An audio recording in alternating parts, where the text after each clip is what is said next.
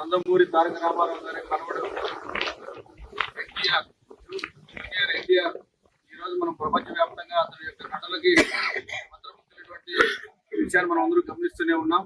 తన నటనలో తన యొక్క నటనా స్ఫూర్తిని నటనలతో ఈ రోజు ప్రపంచాన్ని విపులార్త అయితేనేమి, మొన్న రిలీజ్ అయినటువంటి వార్తల సినిమాతో అయితేనేమి, బాలీవుడ్, హాలీవుడ్, టాలీవుడ్ అన్ని చోట్ల కూడా తన యాక్టింగ్ తో మహిమర్పించేసి కోట్లాది మంది అభిమానులు పంపించినటువంటి తారక రామారావు గురించి మనం మాట్లాడుకోవాల్సిన విషయం ఎంతైనా ఉంది.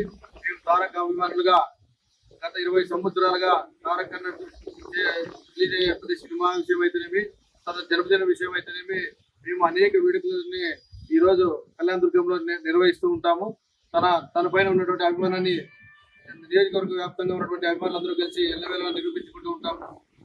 ఎన్టీఆర్ గారు సినీ రంగంలో నెంబర్ 1 స్థానాన్ని అతి తక్కువ వయసులోనే, అతి తక్కువ టైంలోనే చేరుకోవడాన్ని మేము చాలా హర్షించదగ్గ విషయము.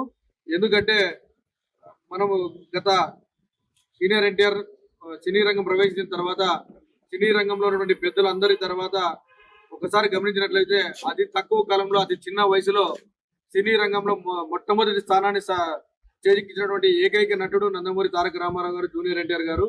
ఎందుకంటే తన నటనా సామర్థ్యంతో ఈ రోజు ఏ సినిమా, ఏ రంగంలో అయినా రాణించే శక్తి సామర్థ్యాలను ఈ రోజు తను సొంతం చేసుకున్నాడు. నటన విషయానికి వస్తే సినిమాలో ఏ క్యారెక్టర్ అయినా జీవించిపోయి నటనకే వన్ని తెచ్చే విధంగా ఈ రోజు ఏ సినిమాలో చూసినటువంటి మనకు అర్థమవుతుంది తన నటన గురించి. ప్రజలందరూ కూడా ఎంతో హర్షం వ్యక్తం చేస్తూ మరొక్కసారి తారక రామారావుని చూసినట్టుగా ఈ రోజు జూనియర్ ఎన్టీఆర్ చూస్తున్నారు ప్రజలందరూ కూడా.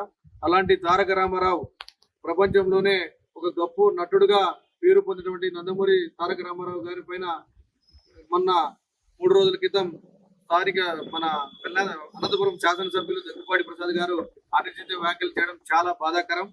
ఎందుకంటే ఇంతవరకు విమర్శలకి సాగు ఇవ్వకుండా, రాజకీయాలకు సంబంధం లేకుండా తను